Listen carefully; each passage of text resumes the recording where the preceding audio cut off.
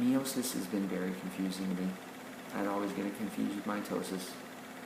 You may be thinking the same thing right now. Well, maybe this will help. Meiosis only happens in sex cells, the formation of gametes. And you're like, yeah, well, if I could remember that, obviously I wouldn't get confused. Well, maybe this will help. Meiosis. Me, I owe my sister big time, right? I don't know if you have a sister, but if you did, you probably owe her too, especially if you're a boy. Because, yeah, well, they help us not be so boy, if you know what I mean. Because then we would never actually meet our gametes in the end, because there'd be no girl that would want them. So, meiosis is strictly in humans the formation of sex cells. And this other little thing will help you keep track of the different stages. Pre-meds always talk C. Pre-meds always talk C. The P stands for prophase, the M stands for metaphase, the A stands for anaphase, the T stands for telophase, and the C stands for cytokinesis. Well, what's the point? Well, when you're taking the test, if you just remember that, you'll be able to know at least the order of which the process happens. And, well, yeah, but there's two different stages, right? There's two different cycles, phases of meiosis. Yeah, it's really easy to remember. Me and I, well, that's the duplication of the homologous chromosomes. And the whole point of phase 1 of meiosis is to separate those. And then the whole point of phase 2 of meiosis 2, is to separate the sister.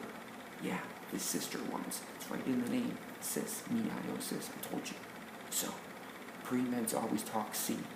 Yes, prophase, metaphase, anaphase, telophase, cytokinesis.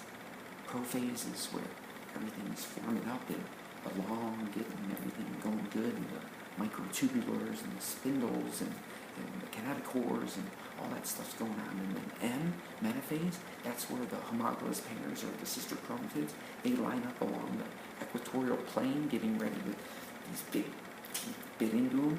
That's right, because in A, anaphase, anarchy happens. They get ripped apart to either side. And that's how we know that we're in telophase, because each of those, either homologous or sister chromatids, whether we're in meiosis 1 or meiosis 2, are on opposite sides of the cell. And then this cleavage stuff happens, right? Yep, that's right. Cytokinesis. It gets cut in half and 2 new cells are formed, right? You want to know how we're done at the end of meiosis 2?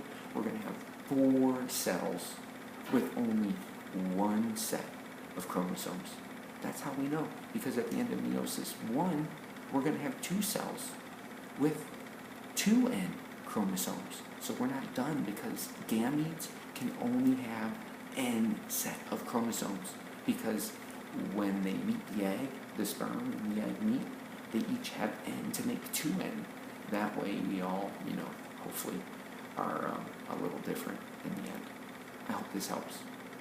Pre-meds always talk C. For real, meiosis.